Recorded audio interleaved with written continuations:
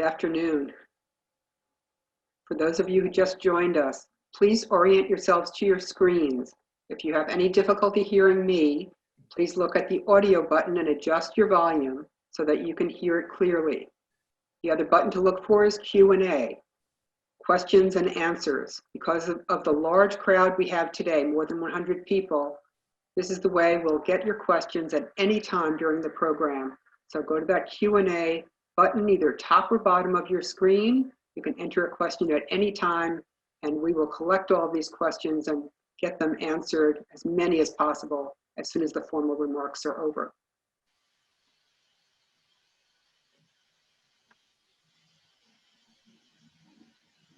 We will now be joined by Hingham Historical Society President Paula Bagger and Executive Director Deirdre Anderson.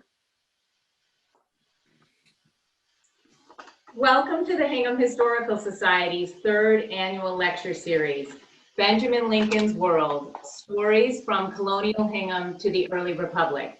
My name is Deirdre Anderson, and I have the pleasure of serving as the Executive Director of the Hingham Historical Society. My name's Paula Bagger. I'm the President of the Hingham Historical Society, and Deirdre and I are honored to be here, appropriately socially distanced, in the entryway to the Benjamin Lincoln House at 181 North Street in Hingham. When the home of Hingham's Revolutionary War hero, Benjamin Lincoln, was put up for sale after 350 years of ownership by the Lincoln family, the Hingham Historical Society launched a fundraising campaign to purchase and endow the home, significantly buoyed by a Town of Hingham Community Preservation Grant, which was awarded at this June's town meeting. In a very difficult year, words cannot capture our gratitude for this community's commitment, many of you here on this webinar, to the preservation of American history. Three individuals deserve particular thanks.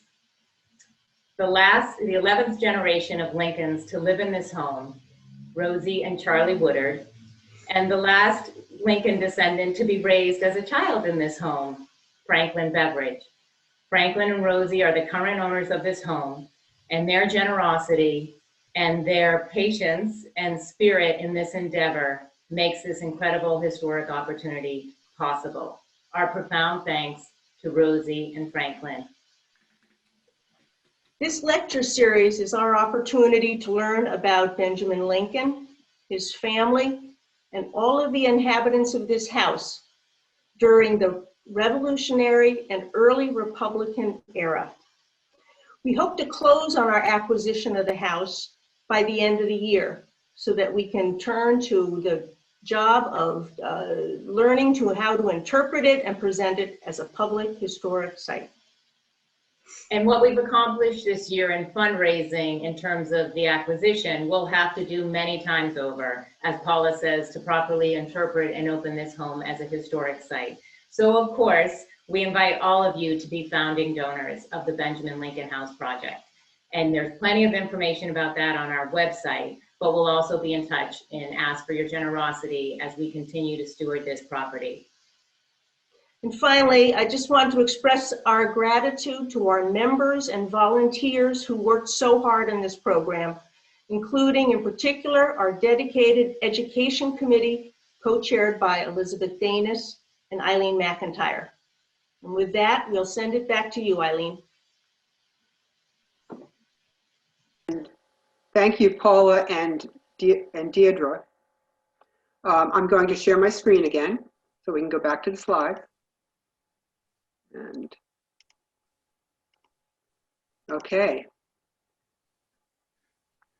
My name, as you heard, is Eileen McIntyre, and on behalf of the Hingham Historical Society Education Committee, which I co-chair with Elizabeth Danis, I also welcome you to the first lecture in our third annual Hingham Historical Society lecture series.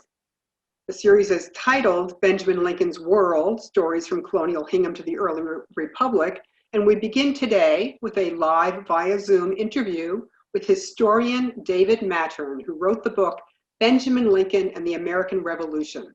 Mattern's biography of Major General Benjamin Lincoln is full of details about the times in which Lincoln lived. Many of the topics touched on in the book will be the subject of future lectures in this series. But today we are going to focus on Lincoln's involvement with the Revolutionary War and its immediate aftermath. In that regard, we are pleased today to welcome to our online audience members of the Society of the Cincinnati from across the country. Benjamin Lincoln was the first president of the Massachusetts chapter of the Society of the Cincinnati, which was founded in 1783 to preserve the ideals and fellowship of officers of the Continental Army and their French counterparts during the Revolutionary War.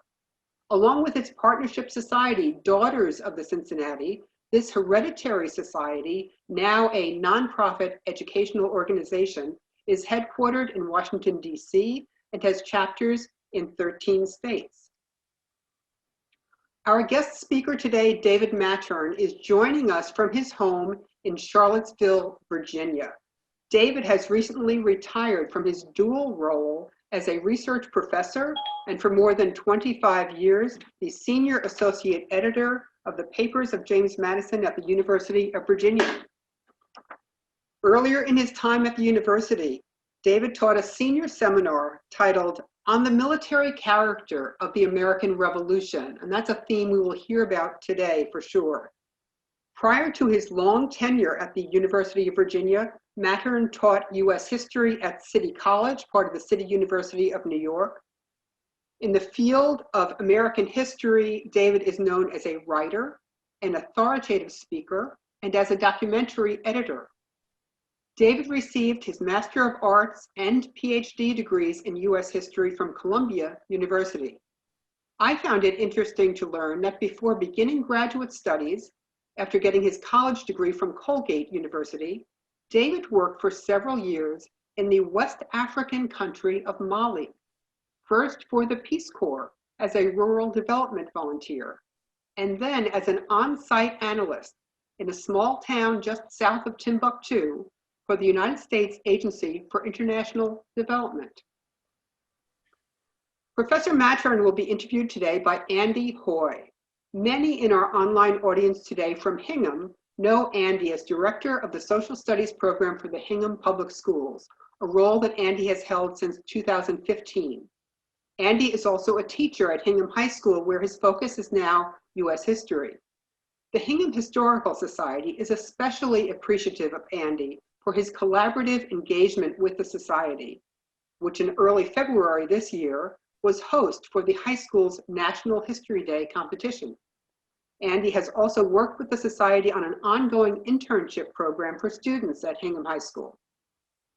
The Education Committee especially thanks Andy for serving as interviewer for this inaugural lecture in our new series. Now, before I turn over the virtual lectern to Andy, there are just a couple of pointers for those of you who didn't hear this before we began. Today's program, which is being presented in Zoom webinar format to allow for the best video and audio quality for our quite large audience, means that the audience will be muted throughout the program and you will not see other audience members in this format. You will be able to ask questions, however. To submit a question at any time, look for the Q&A, for question and answer, button either at the top or bottom of your screen, and you can enter a question, type it in using that functionality. We will be monitoring these questions throughout the program, so enter them whenever a question occurs to you, and we will ask all of the questions at the end, as many as we can fit in, but we hope to get to all of the questions you provide. We expect our formal program to run about an hour, and then we will have 20 minutes or so for questions. Our hope is to end the program about 4:30, maybe a few minutes after if there are many, many questions. So I'm now going to turn off my video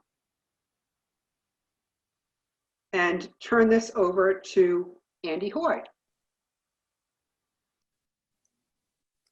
Thank you very much, Eileen, and welcome to you, David. Before I begin, I'd like to offer my thanks to all of you in the audience on behalf of all of the teachers and the students of the Hingham Public Schools, both present and the generations to come. for your support of the Hingham Historical Society and support of the society and its preservation of Hingham's history is truly an invaluable gift. So on behalf of our schools, please accept our deep gratitude. And David, hello to you. Hi, Andy. So in his introduction to Benjamin Lincoln and the American Revolution, our guest today, historian David Mattern, wrote, "Benjamin Lincoln's life reflected many of the broad themes of the Revolutionary era, which historians are still trying to understand." David goes on to say that the story of this one man provides, quote, "clues to the Revolutionary era's larger themes, the motivation of American soldiers, the nature of Republican leadership in wartime, the development of nationalism, and the creation of the new republic," end quote. My conversation with David Mattern today will touch on these themes as we explore how Benjamin Lincoln grew into important roles on the stage of an emerging nation, first during the Revolutionary War and then in the early days of the new republic. We will also learn from David how Lincoln's republicanism, with the small r, had its foundation in Hingham's 17th century Puritan roots. Before beginning my conversation with David, I'll provide some quick background on Lincoln's earlier life in Hingham and the Massachusetts colony, which groomed him for what was to come. Benjamin Lincoln was a direct descendant of one of Hingham's early settlers, Thomas Lincoln, who arrived from Hingham, England in 1638. Thomas, a cooper, also engaged in transporting timber, planks, and masts from Hingham to Boston and nearby towns. He built a house on North Street and built a small malt house to malt barley for beer making. In the generations that followed Thomas, there would be a succession of sons named Benjamin. Major General Benjamin Lincoln's father, known as Colonel Benjamin Lincoln, born in 1699, built the family's reputation through both his success in business and as a longtime public servant in Hingham, as a 16-term selectman and a 30-term town clerk, and in the Colonial Massachusetts legislature, where he was twice representative to the General Court. He also served as a colonel of the Suffolk Militia and for 16 years as a member of the Governor's Council. Colonel Lincoln's first son, the boy who would become Major General Benjamin Lincoln, was born after 5 daughters in 1733. Given his father's reputation, Benjamin IV had big shoes to fill. He received only a common school education as he learned to work the family's farm because, as the oldest son, he would eventually inherit the family's farmland. It was common at the time for the home and farmland owned by a family to pass down to one son instead of being divided. In 1754, at the age of 21, Ben dipped his toe into local politics by becoming town constable, and a year later accepted an appointment as adjutant in the 3rd Suffolk Militia Regiment, which was led by his father. The militia in Massachusetts, as in other colonies at this time, served in a defensive role and at times as an auxiliary force for British troops in North America. In 1756, Benjamin, at age 24, married Mary Cushing, then 22, of nearby Pembroke. They set up housekeeping in Hingham, and the first of 11 children was born later that year. As a young father, Benjamin settled into farming and his town responsibilities. His role in the militia, as the British troops in North America engaged in the French and Indian War, was to help organize and administer the war effort for Suffolk County. Benjamin was not directly involved in any combat then, but apparently his work in recruiting, training, and supplying the militia was good enough to earn him a promotion to major at the end of this war in 1763. In 1764, Benjamin's father, Colonel Lincoln, now increasingly focused on his investments in trade as well as responsibilities in Boston as a member of the Colonial Governor's Council, deeded to his son Benjamin the home on North Street, the malt house, half of the orchard he owned at Broad Cove, and other property. That year, Benjamin and his wife Mary also received an inheritance when Mary's mother died.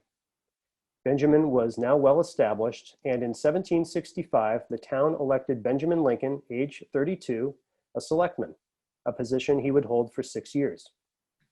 Benjamin was likely feeling secure at this relatively peaceful time for the British colony of Massachusetts, but life was about to change. This dramatic change began in 1765 when the British Parliament enacted the Stamp Act.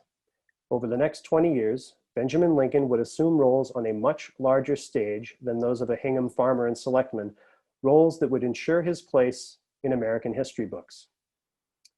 And it is this 2-decade period of Benjamin Lincoln's life that we will now explore with historian and biographer David Mattern. Thank you, David, for joining me in this conversation today. Thank you, Andy. So I mentioned earlier that as a young man, Benjamin Lincoln was an adjutant for the 3rd Suffolk Militia and was promoted to the rank of major in the militia at the end of the French and Indian War. I should point out that Hingham was a part of Suffolk County from 1643 to 1793, which explains why Lincoln was part of the 3rd Suffolk Militia. So David, can you help us understand how the militia operated during this time and why someone like Benjamin Lincoln, with modest education and experience as a farmer, not as a soldier, might be tapped for leadership? Well, I'll try, Andy. But first, I'd like to thank you and Eileen and the Historical Society for inviting me here today. And I'd also like to congratulate the town and the Historical Society on the purchase of the Lincoln House. Opening this wonderful house to the public will provide a lasting history lesson to visitors and another attraction to your beautiful town. And now on to the question. The term militia had a very different meaning in the 18th century than it does today. The so-called militias of today are voluntary, self-created organizations with a wide variety of practices and goals. The militia of Lincoln's time was a legal organization mandated by colony law. In Massachusetts Bay, the first militia law was enacted in 1630 and regularly revised over the years. As an aside, you can actually read the law by searching for the charters and general laws of the colony and province of Massachusetts Bay on Google Books. Every man over the age of 16 was required to participate in the militia. Every town organized a militia company consisting of a company of 64 soldiers, if the towns were populous enough. And the officers, captains and lieutenants were elected by the whole body. The town held annual training days. That is, one day a year, the men would gather for inspection and maneuvers. Town militias were enfolded into a regimental structure based on the counties. Now, as you pointed out, Andy, militias were principally created for defensive purposes. If the town's militia was embodied, it was to face an immediate local threat. Service was for a strictly delineated time and for a distinct and legal purpose. Militia forces could not leave the boundary of the colony without a special act of the general court. So, given this background, why indeed would Lincoln be tapped for leadership at such a young age? Well, for several reasons. First, Lincoln had shown his aptitude for leadership, having served as Hingham Town Constable for the past year. In that capacity, he had to keep the peace, serve warrants, collect taxes, and watch out for illicit behaviors in his fellow townspeople. It was a job that required organization, tact, and judgment. That, and he also would have been in the militia himself for the previous 5 years as a private. Secondly, the job of adjutant for which he was chosen involved recruitment, training, and supply. In other words, logistics and organization. This was the hard work that made the fighting possible. This was also a job that required the ability to plan, a logical mind, and tireless energy, all things Lincoln had experienced and shown aptitude for as he managed his father's properties over the years. And last, but probably of paramount importance, Lincoln's father was colonel of the Suffolk Regiment and no doubt handpicked him for the job. What is more remarkable is that after 8 years in the job, Lincoln was elected major in the militia by the whole regiment, a reward for his hard work and a recognition of the trust the men placed in him. Thank you. So let's continue our story then by picking up from the Stamp Act. As we know, in a series of actions during the 1760s, the British Parliament began imposing taxes on their North American colonies. Colonists were not happy about these taxes, and some protested, for example, in December of 1773, by destroying a shipment of British tea in an event we know as the Boston Tea Party. Benjamin Lincoln, who was becoming an increasingly influential spokesman, was initially a moderate in seeking, quote, a redress of those grievances. But this would change, as evidenced in a letter he sent in January 1774 as chairman of the Hingham Committee of Correspondence. David, what did he write in this letter, and how was sentiment changing in Hingham and in Boston at this time? Well, by January 1774, Hingham and the colony at large had experienced a series of British government acts that at first irritated, then unsettled, and finally outraged them. Lincoln had had a front row seat in the lead up to these last events, having been elected by the town to the General Court in 1772, and he'd taken a leading role in articulating the town's responses. Now, in that January letter, the Hingham Committee made clear that, quote, a virtuous and steady opposition to the ministerial plan of governing America is necessary to preserve even a shadow of liberty. And it is a duty which every freeman in America owes to his country, to himself, and to his posterity. Now, it's important to remember that while Lincoln drafted the town's response to this letter, it was a reflection of the committee's thinking, not just Lincoln's. In August, the committee upped the ante by declaring that the inhabitants of the town had covenanted, quote, not to import, purchase, or consume any articles coming from Great Britain, nor allow anyone in the town to do so. This non-importation movement was embraced colony-wide and struck at the very heart of British commercial power. So with the elected representatives of the General Court having declared themselves a provincial Congress in the fall of 1774, Benjamin Lincoln was chosen as the body's secretary. He also served on the committees responsible for reorganizing and supplying the militia. His committee procured cannon, small arms and ammunition, and found safe places to store them. The British were not informed of their locations, which led to a shocking event in the spring of 1775, after which Lincoln was given additional assignments, broadening his responsibilities for Massachusetts Bay Colony. David, can you give us some perspective on this important turn of events? In September 1774, Lincoln was reelected to the General Court, but once embodied, the royal governor, General Thomas Gage, dissolved the body. That provoked its members to recreate themselves as a provincial Congress to provide day-to-day governance of the colony and to prepare for hostilities. And this was a revolutionary act. Lincoln was chosen as secretary, as a member of the Standing Committee of Congress, and on committees having to do with the organization and supply of the militia. In the latter capacity, Lincoln procured cannon, small arms, and ammunition, and deposited them in secure depots.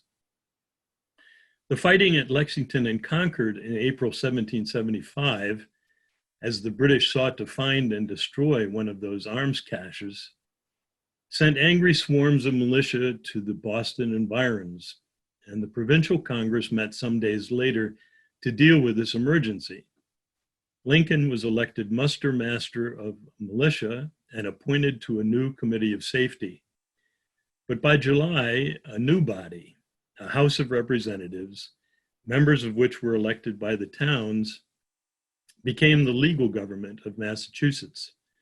A council made up of 28 men, of whom Lincoln was one, was appointed to undertake the executive functions of the government. And so kind of as a follow-up to that, David, what else was it in Lincoln's upbringing that prepared him to assume leadership in challenging times like those?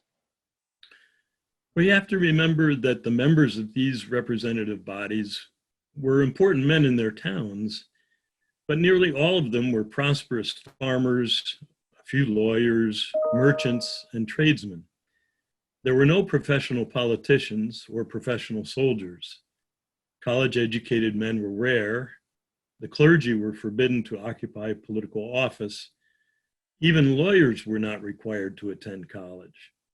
Many read law by apprenticing themselves to practicing lawyers until they knew enough to be accepted at the bar. Most all of these members had gained their qualities of leadership by degrees through holding town offices, being tested in office, earning the trust of their fellow citizens, and gradually being entrusted with greater and greater responsibilities. Lincoln fits this profile explicitly. That's great. So in your book, David, there's considerable detail on military engagements in the Revolutionary War involving Benjamin Lincoln from 1776 through 1781. Today, we'll only have time to discuss a few key battles, but before we do that, David, can you provide some perspective on how the colonial militias worked with the Continental Army, which was established by Congress in June of 1775? Sure. Revolutionary Americans were very suspicious of standing armies. That is, an army of professional soldiers constantly ready for any purpose of the government. Armies like these in Europe had often been used as tools for social control and tyranny. Americans were much more comfortable with militias because they were the people embodied. They were their townspeople. And they were embodied usually for short periods and for specific uses. The problem with militias was that they were usually ill-trained, ill-equipped, and ill-disciplined.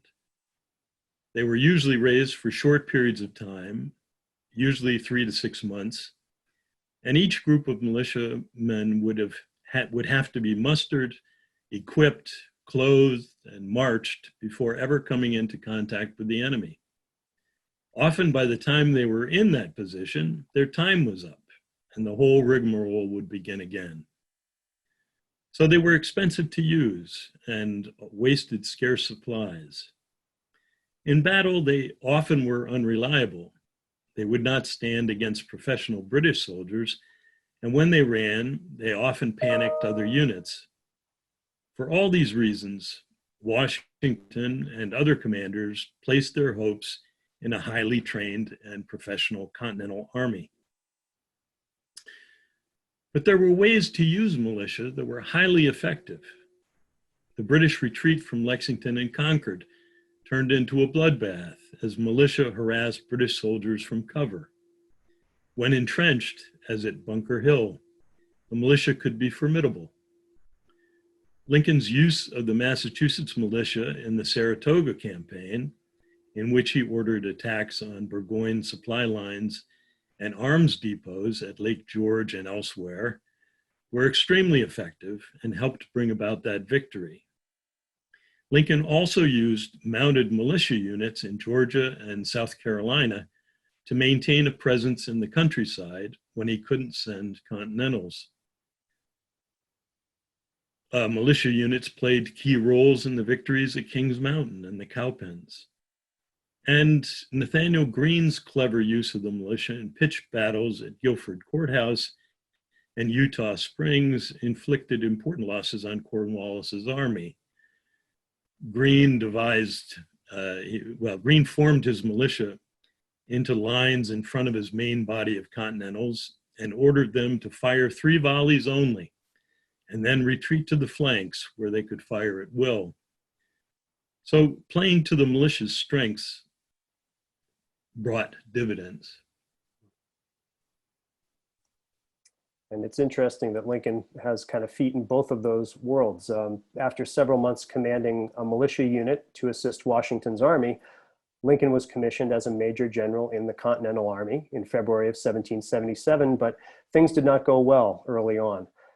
In a surprise attack by the British, led by Cornwallis at Brown Brook, New Jersey, Lincoln, badly outnumbered, was able to escape with most of his men, but the British gained cannons, ammunition, and supplies. Later that year, Lincoln led militia troops who helped disrupt British General Burgoyne's supply lines from Canada. After other units had forced Burgoyne to retreat in weakened condition, Lincoln started to lead troops strategically to prevent Burgoyne from completing a full-scale retreat to Fort Ticonderoga. Unfortunately, he was attacked and a musket ball shattered his right ankle. Ultimately, the success of the Continental Army in this campaign led to Burgoyne's surrender in October of 1777, making what is now known as the Saratoga Campaign a turning point in the war. But Lincoln, by then, was beginning his long and frustrating recovery period in Albany and dealing with a great blow to his pride after Washington wrote to him of the promotion of Benedict Arnold, giving him greater seniority than Lincoln. Lincoln interpreted this as a signal that Congress was questioning his abilities, and he considered resigning. You wrote, David, that it was a central tenet of Puritanism, the concept of the covenant, that kept Lincoln, who was a man of great faith, from resigning his commission during this trying period. Can you tell us more about this concept of the covenant and how it influenced Lincoln? The idea of a covenant was central to Puritan thought. All social relationships between God and man, governors and the governed, man and wife, minister and congregation, were covenants, which stipulated that each party had entered into the relationship by consent and that each had responsibilities towards the other. Some of these covenants were sacred and others more like business agreements, but they were all characterized by mutual consent and mutual responsibilities. As he described it, Lincoln and the supporters of the American Revolution had covenanted all with each other, that is, consented to and mutually subscribed to carry out the war in the defense of their liberties. As Lincoln put it, did not the inhabitants of this state prior to and at the commencement of this war covenant each with the other that they would support the contest with Great Britain at the hazard of everything dear to them in life, and would resign that rather than enjoy it under her galling yoke. To Lincoln, this was a sacred obligation that required extreme dedication, even in the midst of personal disappointments, affronts to his dignity, wounds, and the like. As he put it, the covenant the people entered into as one of the United States is not only indissoluble except by mutual consent, but their obligation to support the Union indispensable. I'm sure it must have disappointed Lincoln to find that this concept was not universally shared, but it was one that was central to his own service. So Lincoln rejoined Washington in August of 1778 as commander of a division of the Army stationed initially in Connecticut and New York State. But as the British began to focus on the South, Lincoln in 1779 was given command of the Southern Division. As he arrived in the Southern colonies, Benjamin Lincoln was in a vastly different environment, and he experienced a societal structure and a way of life deeply dependent on slavery. And we will hear about the role of slavery in New England and in Hingham in the November lecture in this series, but I know from your book, David, that Southern slavery was a key factor for what you describe as the, quote, chaotic nature of the military situation in the South at this time. The complex situations confronting Major General Benjamin Lincoln in Georgia and in South Carolina led to the siege of Charleston and ultimately the surrender of that city to the British. So what were the factors that led to this outcome, and how would you assess Lincoln's performance under those circumstances? Good question. Well, Lincoln faced quite a challenge when he took over the Southern Command. His mission was to hold on to Georgia, South Carolina, and North Carolina, and especially the rich port of Charleston. But the war in the South was very different from that in the North, much of that due to plantation slavery. A small white population was thinly spread over large areas, exerting control over a slightly larger enslaved population. The fear of slave revolt factored into every decision made by Southern state governments. The populace, especially in the backcountry, was divided into Whigs and Tories, and there was constant fighting between the two.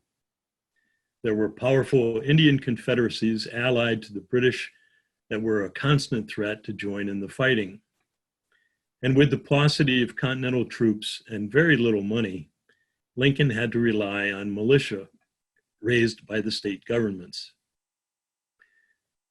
Now, it's easy to see in hindsight that Lincoln's decision to defend Charleston and sustain the siege was the wrong one. The British General Henry Clinton, with his 8,000 men, artillery, and naval forces, were overwhelming favorites to take the city.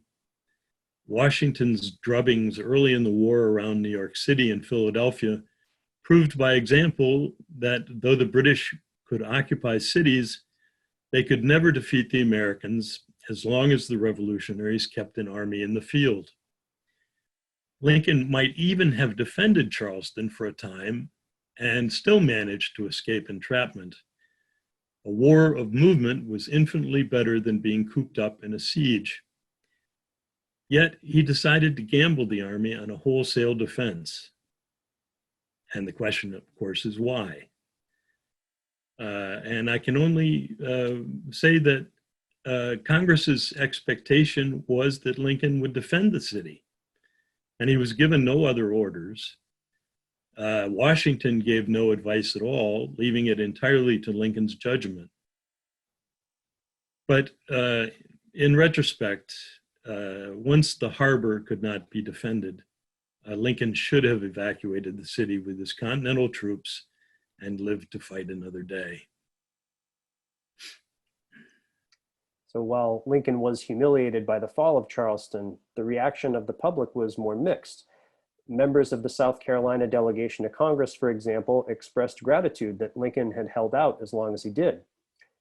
Lincoln was then officially a paroled prisoner of war, and from Hingham, he worked toward a prisoner exchange, which would take place in November of 1780.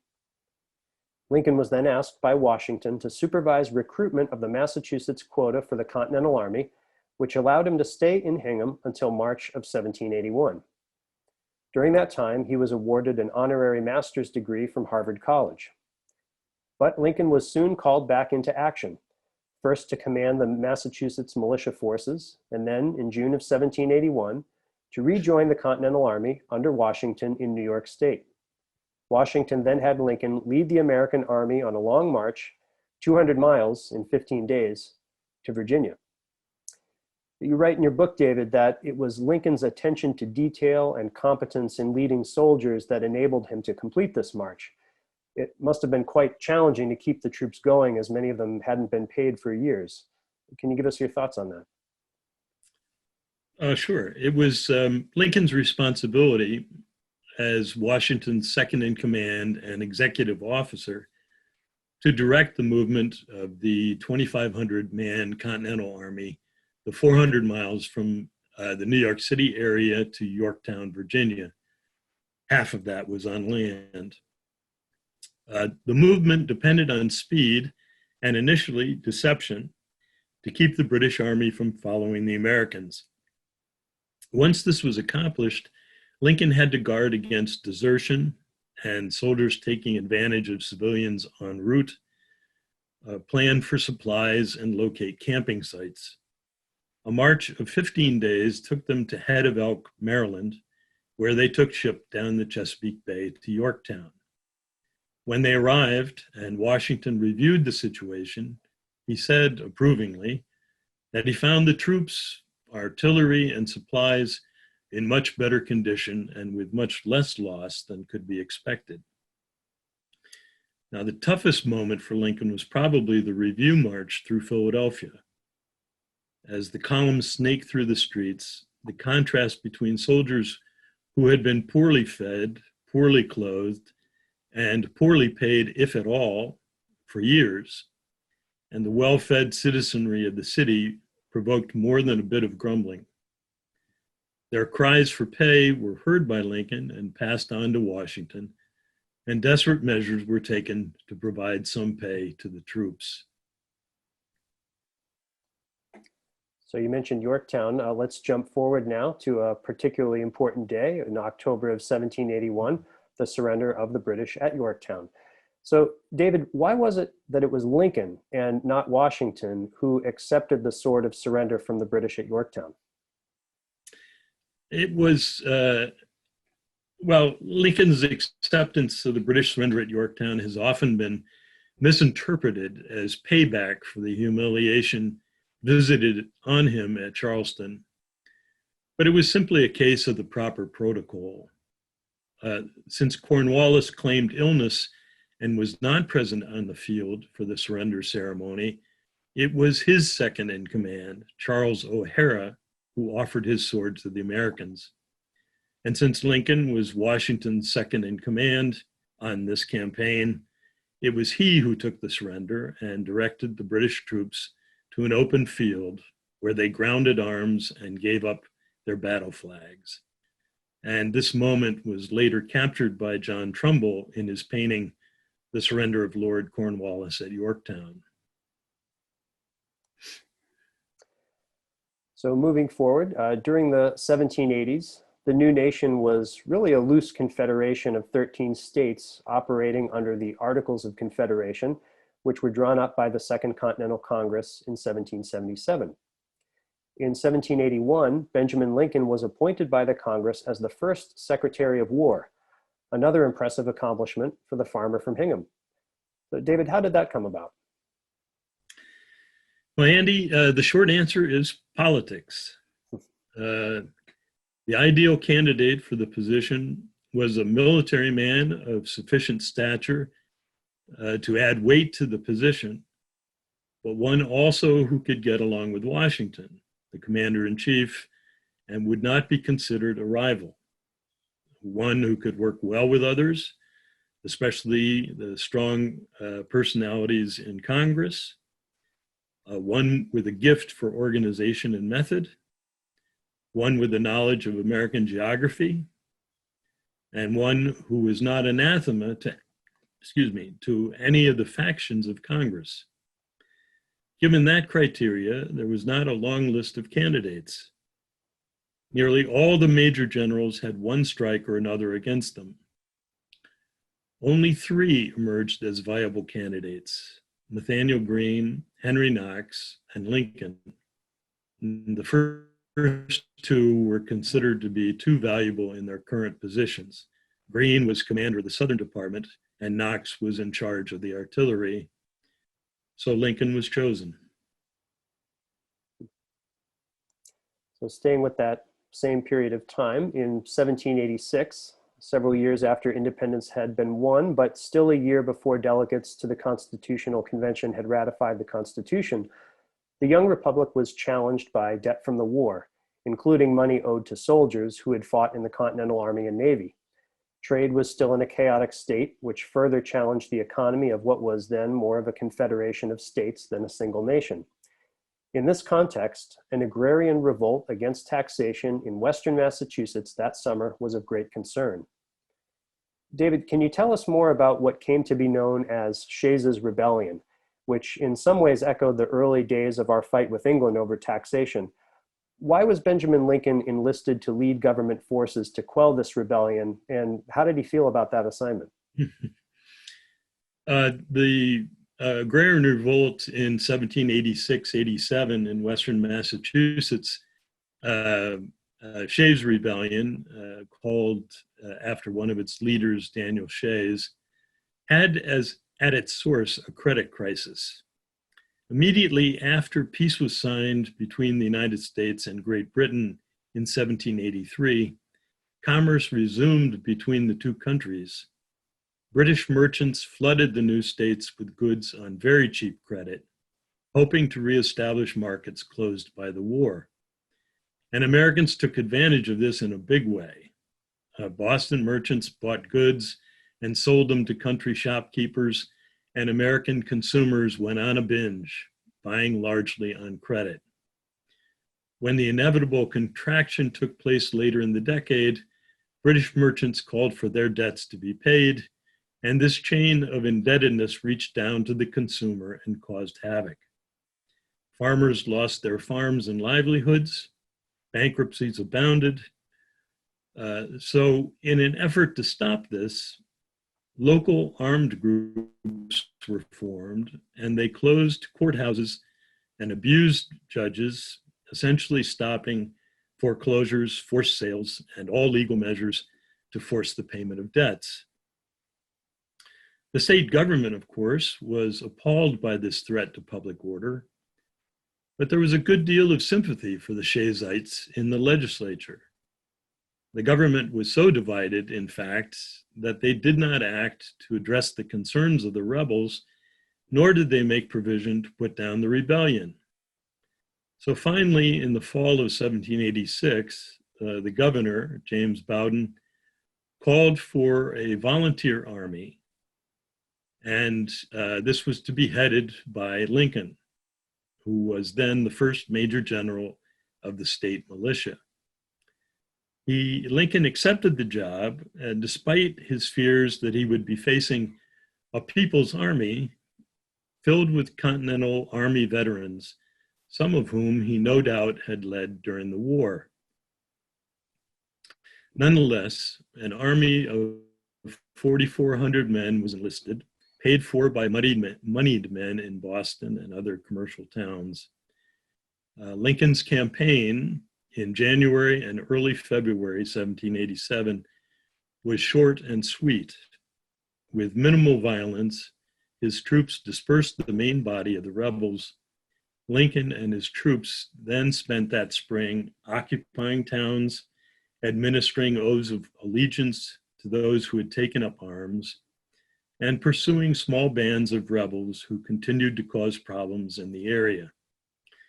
When a new governor and legislature were elected that spring, a general amnesty was passed, as well as measures to alleviate the worst financial ills of those in Western Massachusetts. So why is this important? Well, Shays' Rebellion was an important flashpoint in the movement to amend the Articles of Confederation, which ever since their adoption in 1781 had been the federal frame of government. The flaws in the Articles were many and had led to much friction among and between the states. A major insurrection in an important state created a great deal of anxiety among revolutionary leaders such as James Madison, George Washington, and many others, as their correspondence demonstrates. And you can see this for yourself, Lincoln's long letter to Washington of the 4th of December, 1786. And you can find this letter as well as many of the letters of the so-called founders, that is to say, John Adams, George Washington, Benjamin Franklin, Thomas Jefferson, and James Madison. You can find all their correspondence on Founders Online, which is a web page. You can find at the National Archives. You could just search for, Founders Online on Google, on your browser. It's free to the public, and it's a wonderful resource. You could just search for Shays, for instance, and you'll find all the correspondence of those folks online. It's interesting. Well, to continue, there's no doubt that the rebellion created a warm reception for the idea of political change, and thus contributed to the movement that eventually led to the framing and adoption of the United States Constitution in 1787 and 88. Right. So now I'll fast forward a few years again. Lincoln came out of semi-retirement at age 56 in August of 1789 at Washington's urgent request to join Cyrus Griffin and David Humphrey as commissioners to the Southern Indians and to attempt to negotiate and establish peace between the state of Georgia and the Creek Nation. This attempt was unsuccessful. David, you wrote in your biography of Lincoln that, quote, "Within the narrow limits set by the period's conception of Indian life, Lincoln was one of a few men who tried to imagine the future of the North American Indian with sympathy." Can you elaborate on that for us? The biggest driver of Indian policy in the post-revolutionary period was land hunger and the continuous and near irreversible movement of white settlers westward, with all that that implied politically. U.S. policy vacillated between military conquest and annihilation and negotiated settlements that were more often ignored or violated. Lincoln was sent not only to Georgia, but to Ohio to negotiate. In 1793, he went to negotiate with the Ohio Confederacy, which is a group of Native American tribes. And there was already a small but growing settlement of white Americans there living north of the Ohio River in what would become Ohio. After the defeat of this Indian Confederacy by Anthony Wayne and the subsequent Treaty of Greenville in 1794, the white population exploded. By 1800, there were over 45,000 whites, leading Ohio to become a state in 1803. In 1810, there were over 230,000. And in the next decade, the population more than doubled, and Native American life in Ohio was destroyed. Now, given that reality, the conversation among those who thought about the future of Native Americans, and Lincoln was one of them, came down to two alternatives: civilization or extinction. For a long time, Lincoln considered that the only humane and Christian policy towards Native Americans had to be an attempt to, quote, civilize them. That is, introduce them to the European methods of agriculture, religion, and education. Lincoln shared the belief that Indians were inferior to white people. They were savages without benefit of European civilization. And yet, they were members of the human family to be embraced by Christian love. In his mind, this was quite a conundrum. But finally, he realized that even adopting white ways would not save Native American life. The inexorable advance of settlers would spell doom for them, not to mention that white Indian interactions were deadly to Native American society as well. Disease, alcohol, and trade goods made huge inroads on Native American health and political economies. However much Lincoln wanted to see, quote, their minds better informed, their hearts ameliorated, the habit of the savage lost in the blessings of civilization, and their infidelity sacrificed to Christianity, his was ultimately a sterile and pessimistic vision.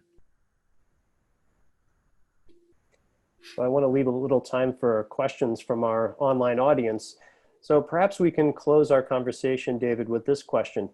What is it about the story of Benjamin Lincoln that you find most remarkable or perhaps most surprising? Well, both surprising and I think remarkable. The biggest surprise for me was finding out that Lincoln suffered from narcolepsy, which is a condition in which a person lapses into periods of deep sleep. I first ran across this in a quotation when one of his contemporaries wrote that in the midst of conversation, at table, or driving himself in a chaise, he would fall into a sound sleep.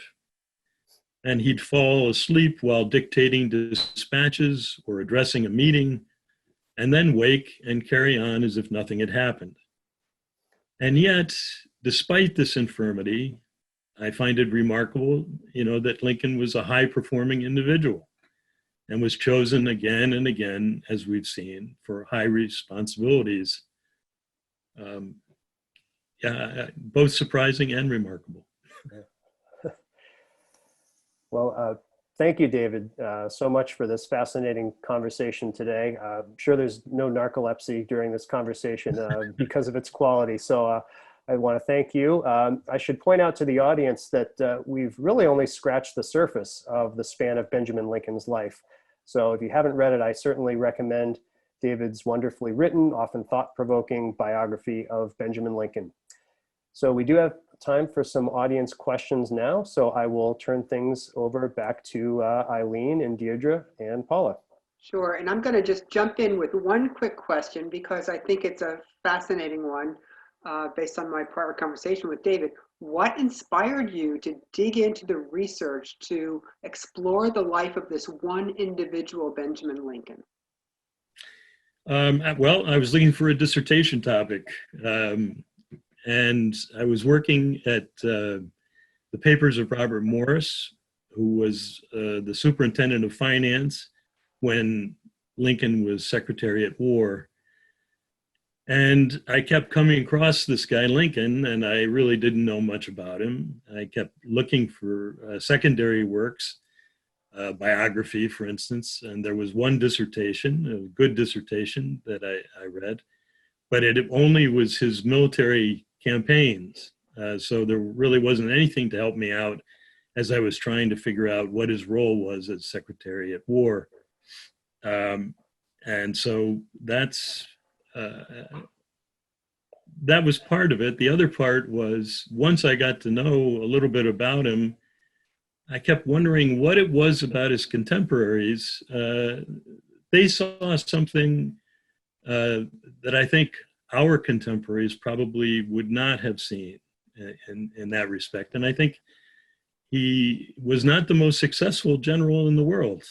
And yet he was chosen time and time again for positions of high responsibility. And so there was something there, and I believe it was his character, but there was something there that his contemporaries saw that was of immense value to them. And part of it was their trust that he wouldn't abuse his power, his belief in that the civil power should rule over military power, his modesty. He's the only major general that I can think of who got along with nearly everybody, all the other major generals, people in Congress, and Washington, even when Washington was at loggerheads with people like Horatio Gates or Philip Schuyler. So that's a short answer. Well, we're so grateful that you got intrigued, because this book is really a fascinating way to explore and better understand this time in our history, both locally and in terms of the young republic. So I will leave it at that. I'll come back later to tell people how they might get a copy if they're interested in exploring more. But let me turn over the Q&A to Deirdre Anderson and Paula Bagger, who have, I know, been looking at all the questions coming in. And so go ahead.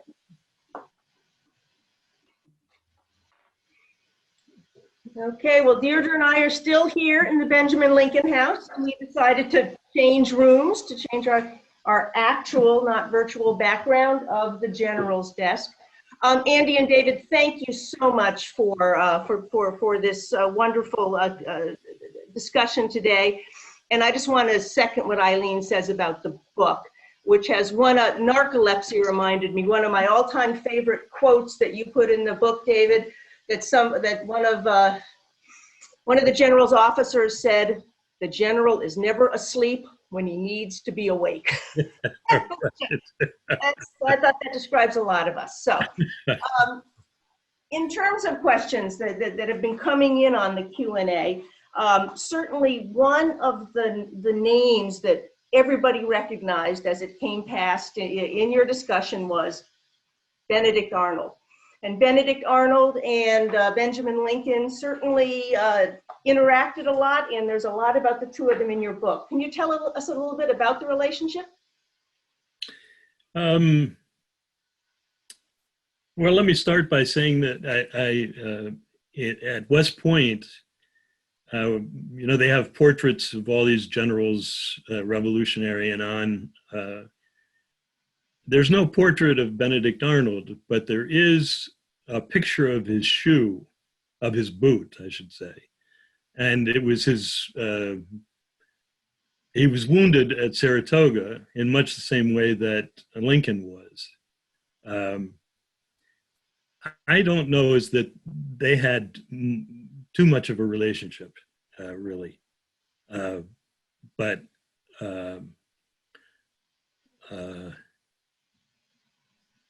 well, in any case, the physician who treated both of them did indicate that that Lincoln was a very Christian man, and he was able not to complain, whereas Arnold was a little more choleric. Well, the good guys came out on top.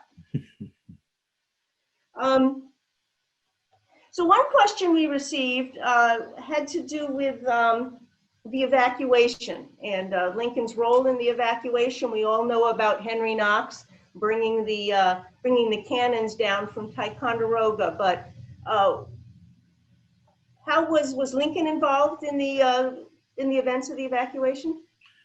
The evacuation from Boston? The British from Boston, yes. British from Boston. Yes, yes and no. He was, yes, he was. By this time, he was Major General in the militia.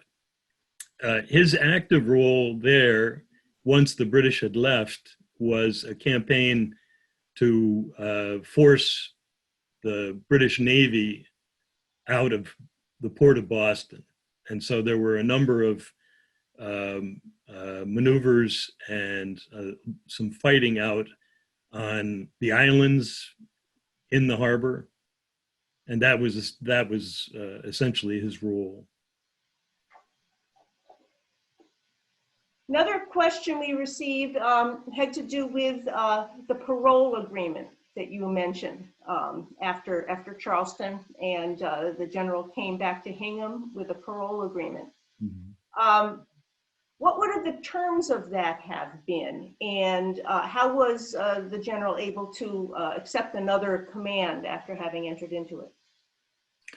Oh, once parole was made, both parties were free to go back to active service.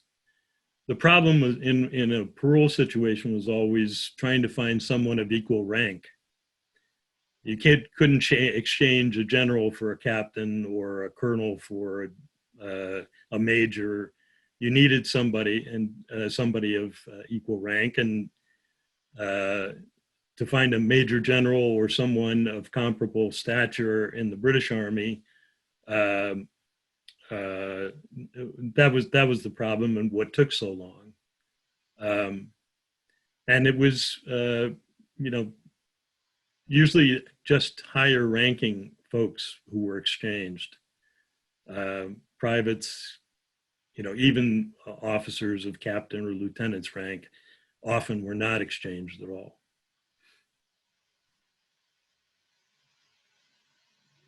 So we got a number of questions about Yorktown itself,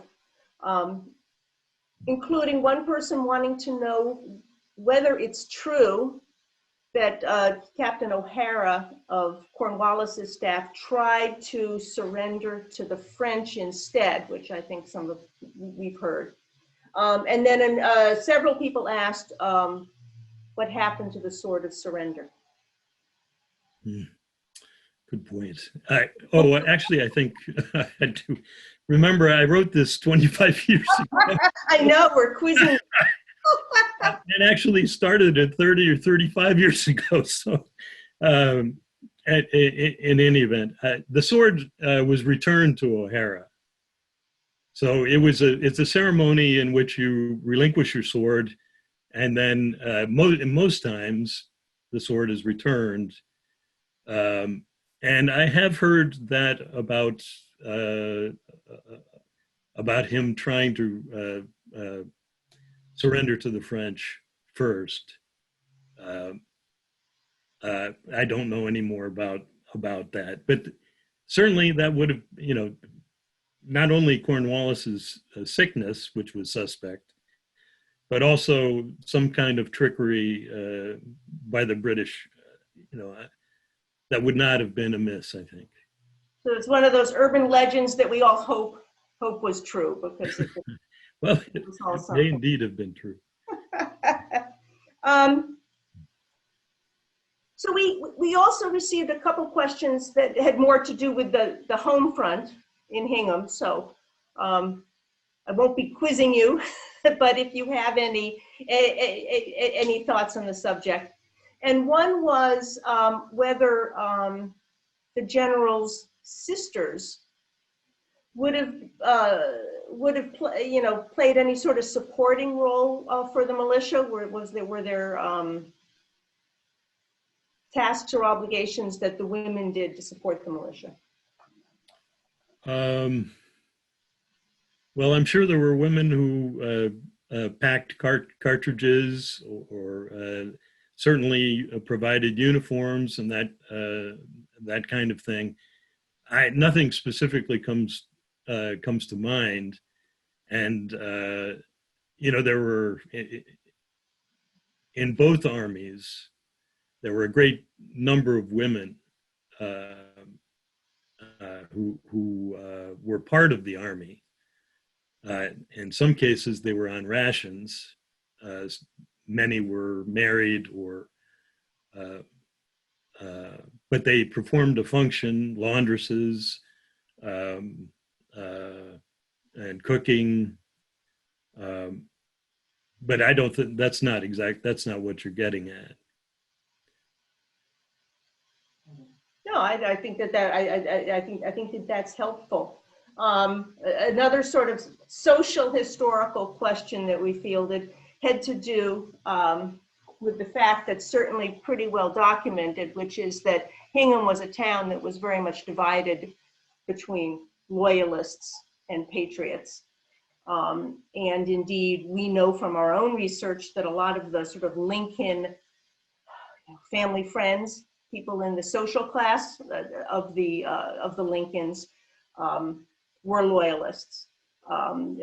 Ebenezer Gay, the pastor of Old Ship Church, Madam Derby, people like that. And again, plumbing 30 years ago from your mind, do you recall anything about the general's decision of which side to support that implicated that truth about Hingham's division? Well, I think it was quite difficult while his father was alive, I think, to be out in front in the way he was after his father died. I think he, with great respect for his father and his father's views, and a lot of that of the moderation of his moderation came from that. And I think I do mention in the book that once his father died, and things got a little more tense with British officials, that opened the way for him to take a much more leading role than he had in the past. Wonderful. Well, that's One more. oh, we got one more. So, Hot off the presses. His evaluation of the Indian, his opinion of the Indian. Well, we have a question about the development of the of Lincoln's views about the inferiority of. Well, I'm just going to read it because it's hard to go. The question reads: in Benjamin Lincoln's letter to President John Adams of August 1793, he describes negotiations and stages of agreement and disagreement with the various tribes of Indians with whom he was dealing in the Ohio boundary situation that you mentioned. Our questioner writes, the language of the Indian documents seems fairly sophisticated. And did Lincoln's assessment of tribal inferiority come later, or was that contemporaneous with that negotiation? Oh no, I don't think he changed his mind in that instance. I think he probably this was a common prejudice, a common belief at the time. He probably imbibed it as a child.